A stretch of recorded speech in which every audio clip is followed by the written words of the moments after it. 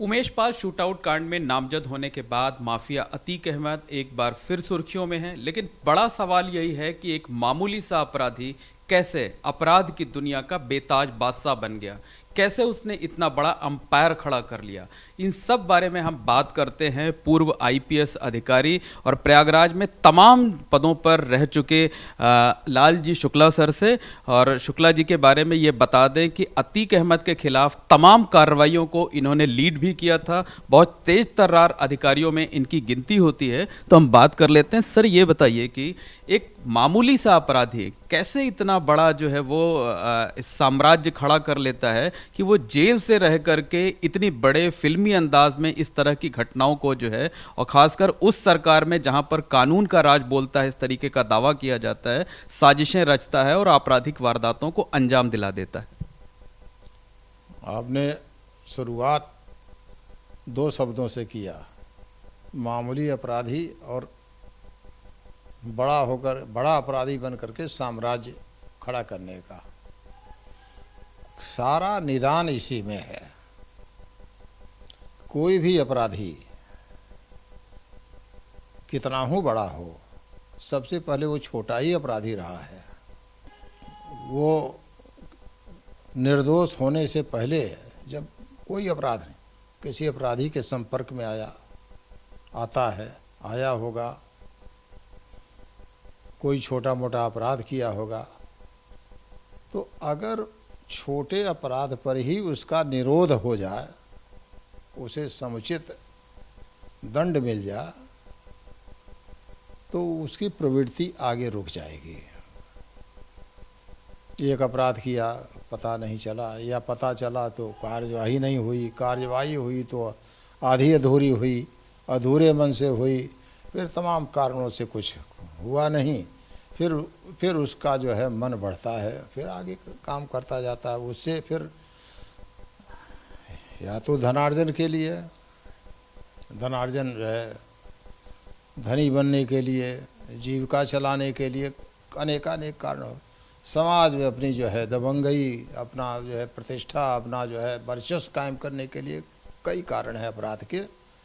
कहीं वर्चस्व की लड़ाई, कहीं धन के प्राप्त करना, कहीं जो है चारित्रिक, कई कारणों से अपराधी बनता है।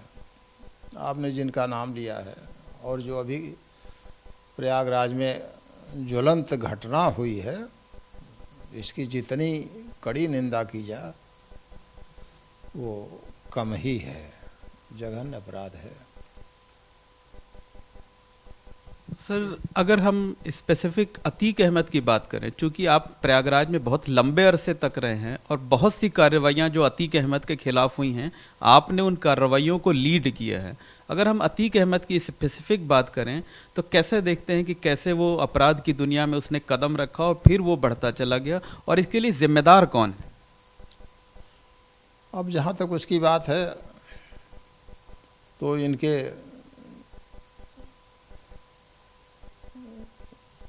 जो अतीक बड़े साधारण घर के थे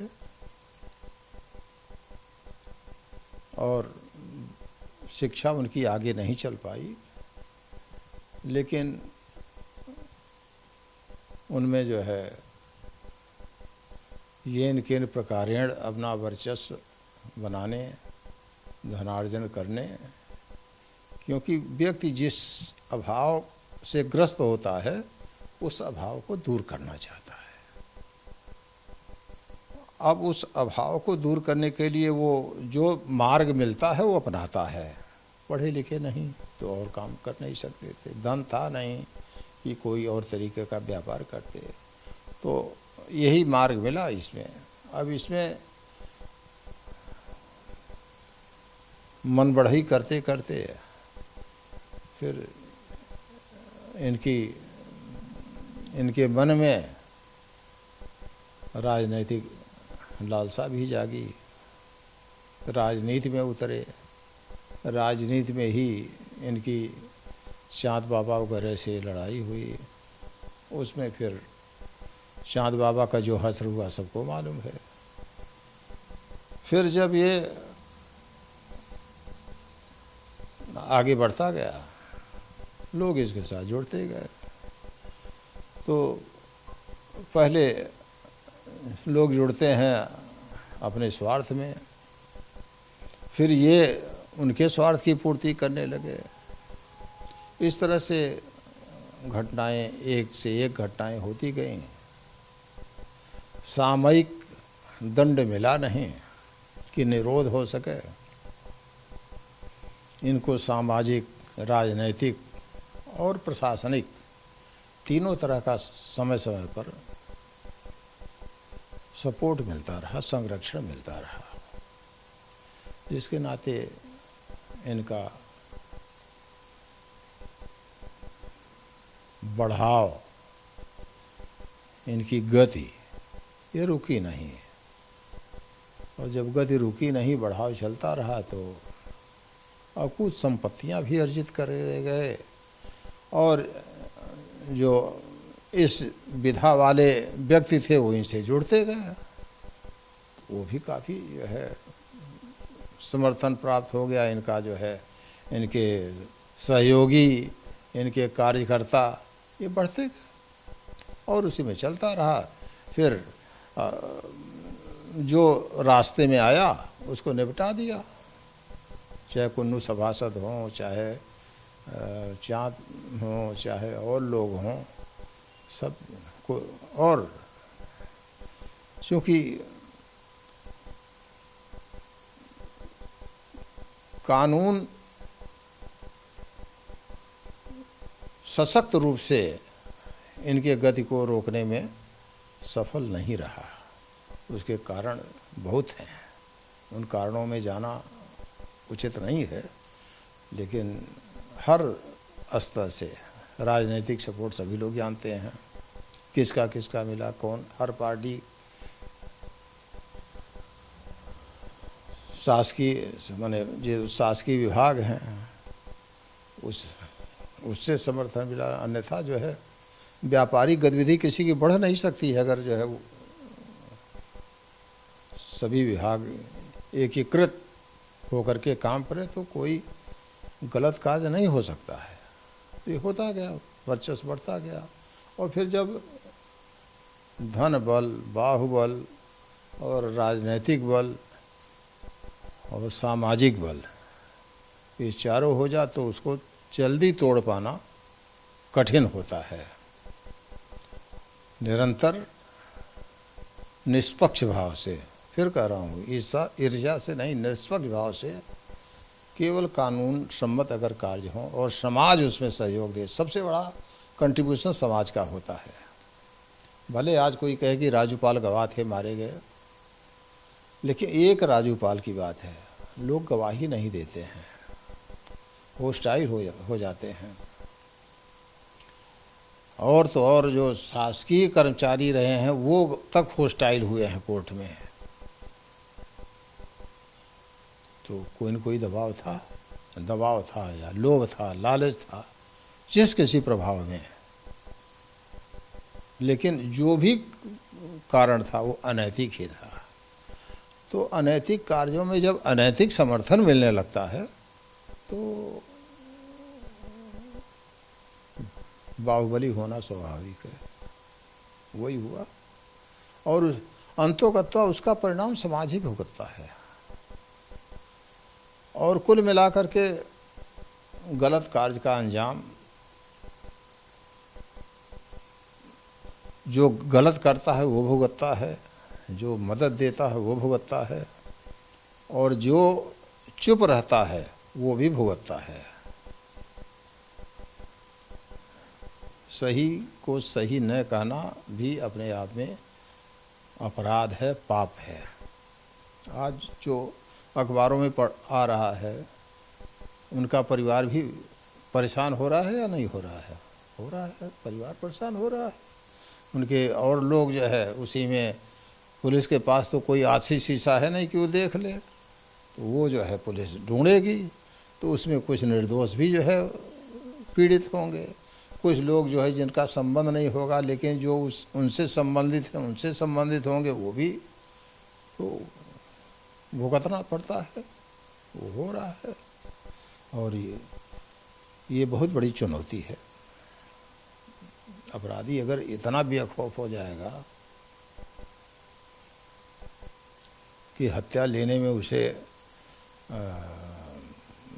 हत्या करने में, जान लेने में उसे शौक का या शूरवीरता का जो है आभास हो, तो उसका है दो दो सुरक्षाकर्मी मारे गए। राजूपाल का गवाह जो है उमेश मारा गया। ये इनके दुस्साहस को तो द्योतक, इनके दुस्साहस को तो बताता ही है, उसका द्योतक है। इससे बड़ा और कौन सा टेस्ट या पैरामीटर चाहिए परीक्षण करने के लिए कि इनका दुस्साहस क्या है। सर, अभी आपने कहा कि जो सरकारी मशीनरी है उसने ठीक से एक्शन नहीं लिया। क्या वजह रही होगी कि एक्शन उस तरीके से नहीं हो पाया जैसे होना चाहिए? अब एक्शन न लेने की वजह बड़ी स्पष्ट सी है।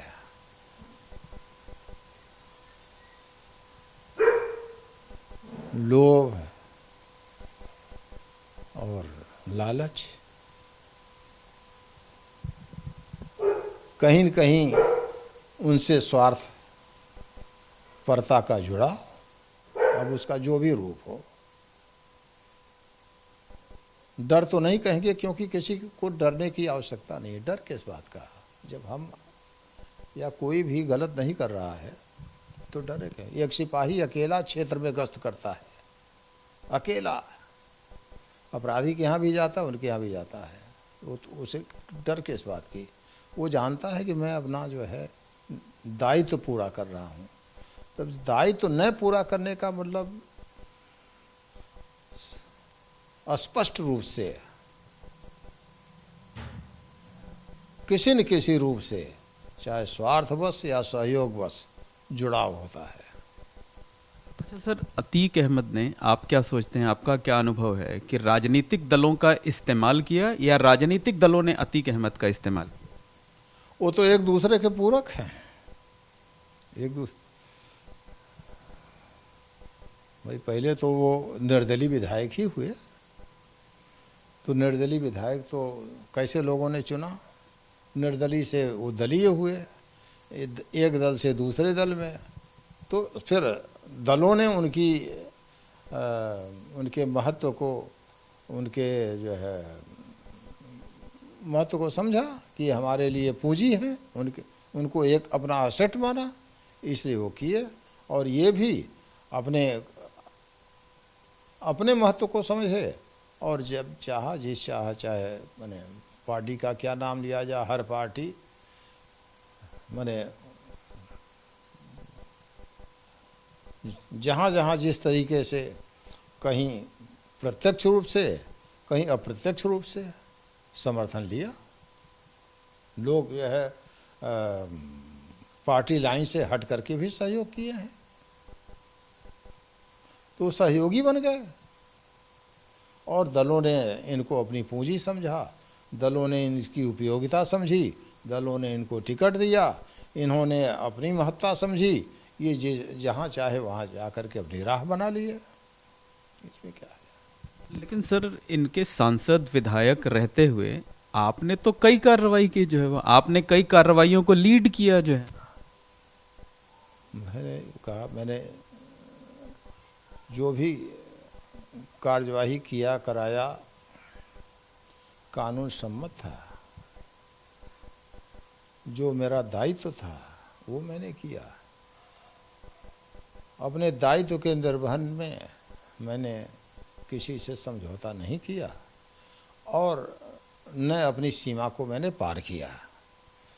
जो मेरी सीमा थी, जो मेरा दायित्व था, और जो कानून कहता था वो किया। उसमें न्यायालय का सहयोग, नियमों कानूनों का सहयोग, जनता का सहयोग, सबका जो था, और जो अपेक्षित कार्यवाही थी वही किया। उसमें कोई दुस्साहस का कार्य नहीं किया, न उसकी आवश्यकता है। किसी भी पुलिस अधिकारी, प्रशासनिक अधिकारी या सरकारी विभाग के किसी कर्मचारी को, किसी अधिकारी को अपनी सीमा से बाहर जाकर के काम नहीं करना चाहिए, वो अवैध है। लेकिन जो अपनी सीमा हो, जो अपना दायित्व हो, जो अपना अधिकार हो, उसके अधीन काम न करना भी गलत है और वह दुराचरण की कोट में आता है। हम जो हमें करना है न करें तो मेरा दुराचरण है, जो जितना करना है उससे ज़्यादा बढ़ करके करें वो दुराचरण है। इसका मतलब कहीं न कहीं दोनों में हमारी लिप्ति है, और जो हमारा प्रत्यक्ष है, जो हमारा जितना हमसे अपेक्षित है वो करें तो मेरा दायित्व है, मेरी ड्यूटी है। तो हमने यही कोशिश की बिना किसी ईर्ष्या द्वेष भाव के, जो विधि सम्मत था उतना किया, एक भी कोई भी गलत कार्य न किया, न होने दिया। आपने तो सर अकॉर्डिंग टू लॉ काम किया और वो चीज़ दिखाई भी देता है, समाज आज भी जो है उसको अप्रिशिएट करता है। लेकिन क्या जो बाकी लोग थे, जो तंत्र था, क्या तंत्र को भी प्रभावित कर रखा था अतीक अहमद ने? अब इसके बारे में कहना मेरा कुछ कहना उचित नहीं है, क्योंकि अब मैं सेवा में नहीं हूँ। लेकिन अगर कहीं गड़बड़ी नज़र आती है तो उसके कहीं न कहीं कारण है ही, रोग है। अगर ठीक से डायग्नोज न हो और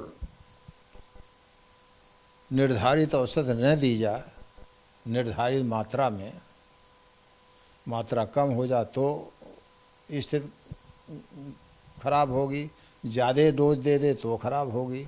तो उसके पीछे कहीं न कहीं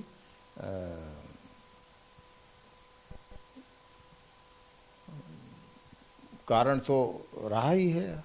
जिस तरह से मैंने बताया नहीं, कहीं न कहीं जो है, अगर हम अपने दायित्व का निर्वहन नहीं कर रहे हैं तो अवश्यमेव हम प्रभावित हैं।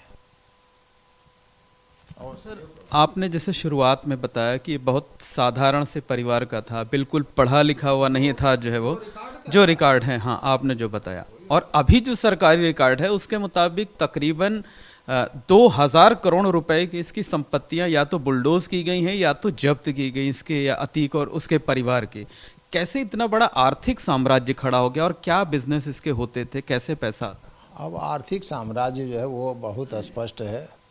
अर्थ ही तो जो है कुल मिलाकर के मैंने पहले बताया, या तो वर्चस्व के लिए, या धनोपार्जन के लिए, दबंग बनने के लिए, पूंजी करने के लिए। तो पूंजी से पूंजी बढ़ती गई, लोगों से जैसे चाहे।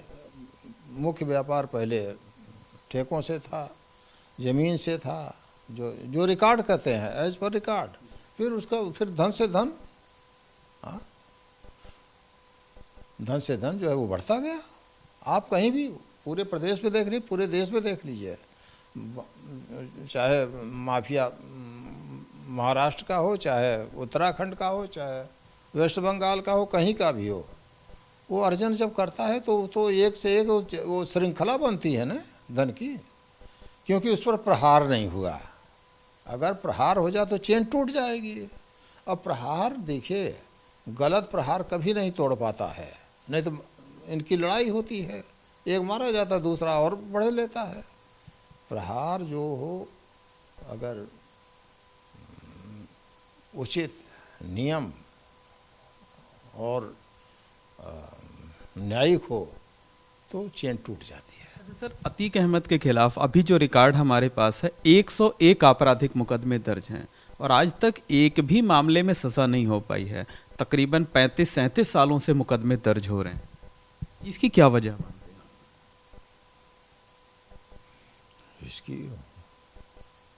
इसकी वजह ट्रायल का परीक्षण का ठीक से न होना, गवाहों का परीक्षण से पहले ही होस्टाइल हो जाना, चाहे डर बस, चाहे लोभ बस, चाहे मोह बस, धन बस, लालच बस, जो कहिए उसके कारण हो जाते हैं।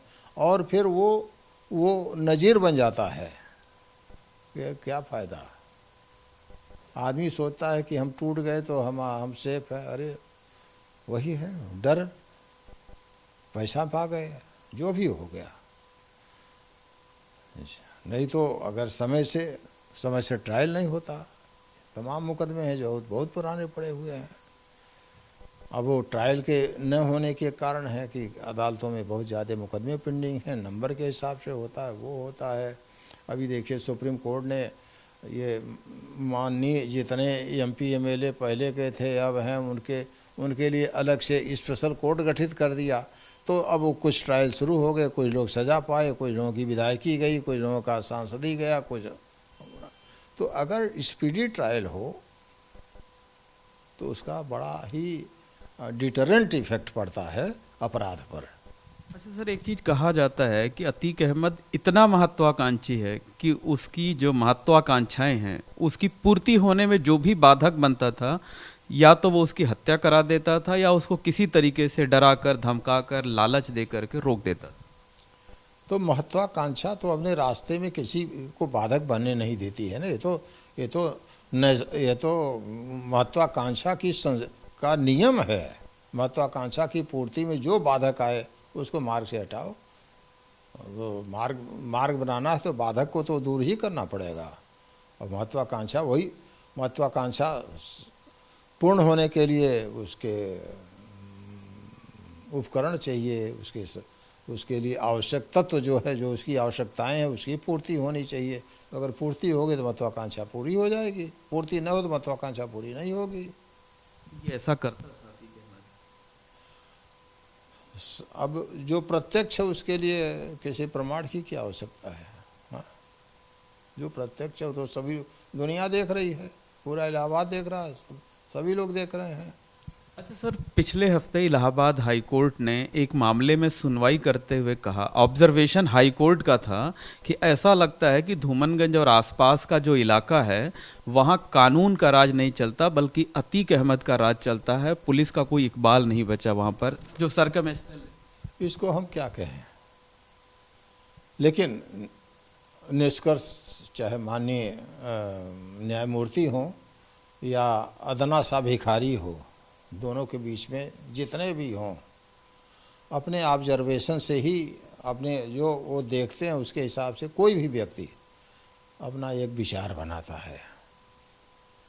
तो अगर उन्होंने ये विचार व्यक्त किया है तो उसको जो है उसका खंडन करने वाला मैं कौन होता हूँ? ये समाज देखे, ये माननीय अदालतें देखें, ये पुलिस और प्रशासन देखे, ये राजनैतिक तंत्र देखे, ये शासन देखे।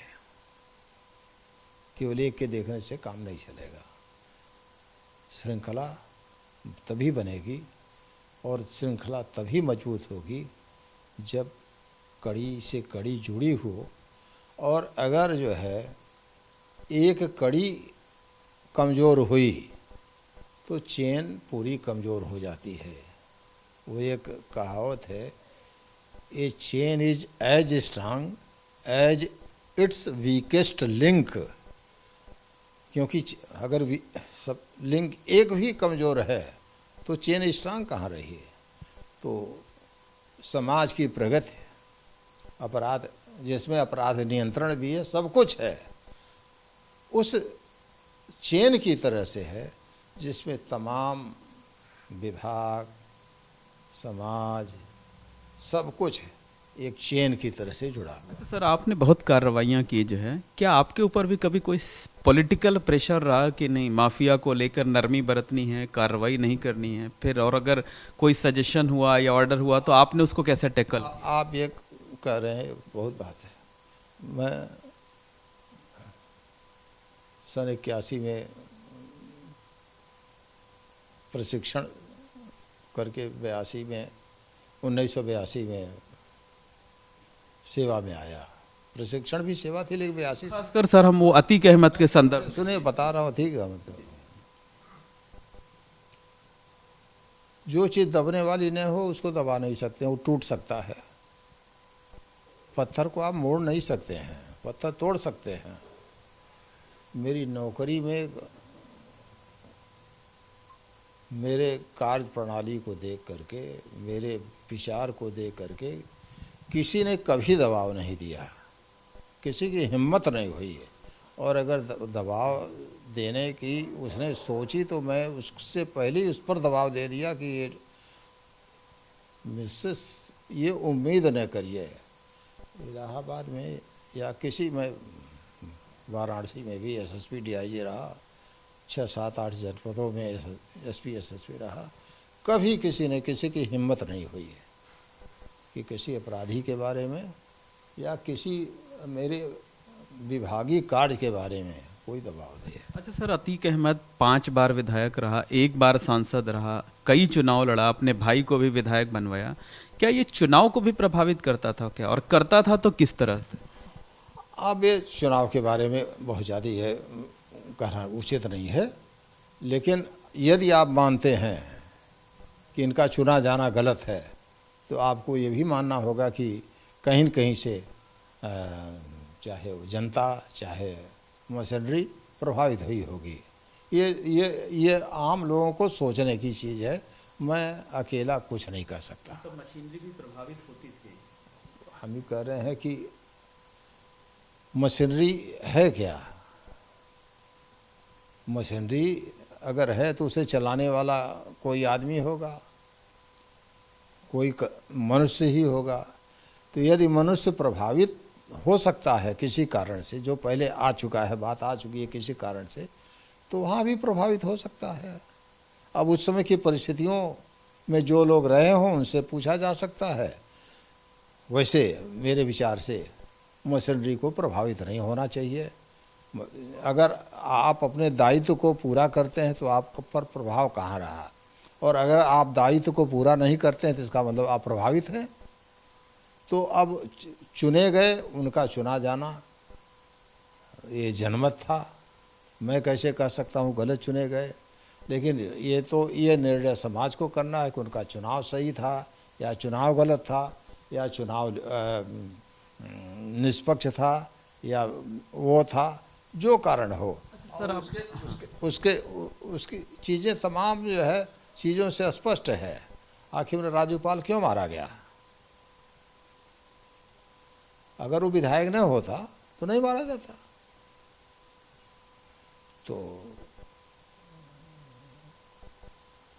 उससे भी संकेत आप ले सकते हैं, निष्कर्ष निकाल सकते हैं, लेकिन किसी को हम दोष आरोपित करें कि चुनावी प्रक्रिया प्रभावित हुई, ये असंभव है, ये अनुचित है और ये कहना ही गलत है। ये हम नहीं कह सकते हैं। सर, क्या अतीक अहमद इतना ताकतवर है कि जेल में रह करके, वो भी दूसरे राज्य की जेल में रह करके साजिशें लगातार रच रहा है, वहाँ से अपराध को अंजाम दिला रहा है?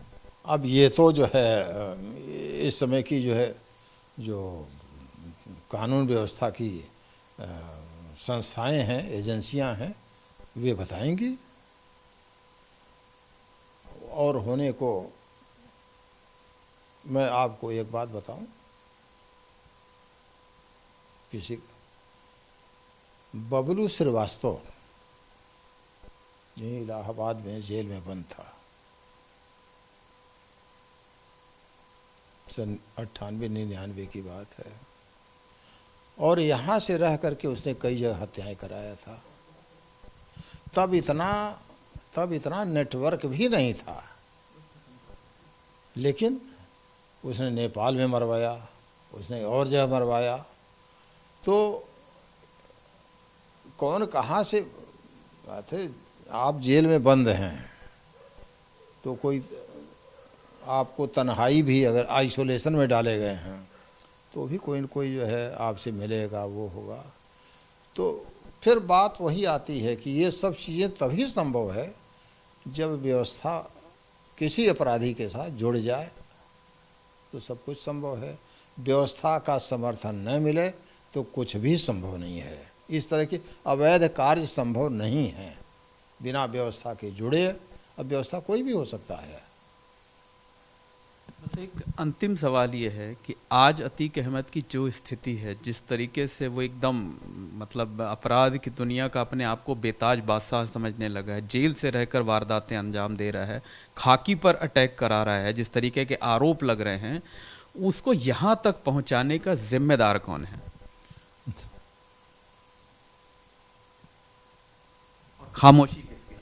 नहीं, यहाँ तक पहुँचाने के जिम्मेदार कोई एक व्यक्ति नहीं है, एक कारण नहीं है, अनेकानेक कारण है और ये सभी कारण दुर्भाग्यपूर्ण हैं और पूरे समाज को पता है कि कैसे वो पहुँचे या कैसे अन्य माफिया पहुँचे हैं उस स्थान तक।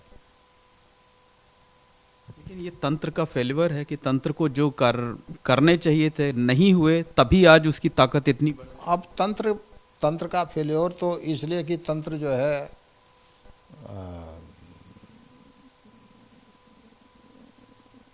एक सरकारी विभाग है और शासन के कोषागार से वेतन लेता है, लेकिन उससे पहले समाज क्यों नहीं दोषी कहा जाता है? अगर समाज जो है जागरूक रहे तो तंत्र कितना ही गलत हो तो भी गलत नहीं हो सकता है। सबसे पहले समाज दोषी है और इसी समाज से निकला हुआ तंत्र आता है।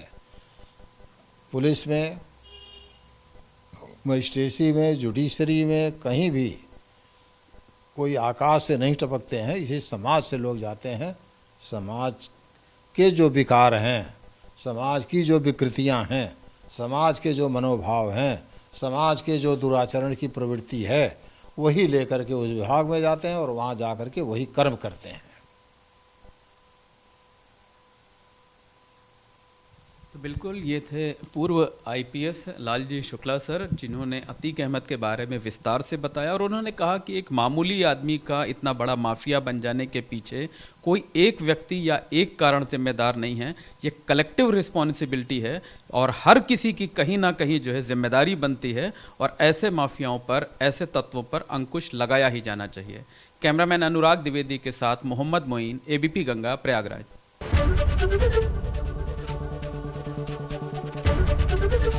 एबीपी गंगा, खबर आपकी, जुबान आपकी।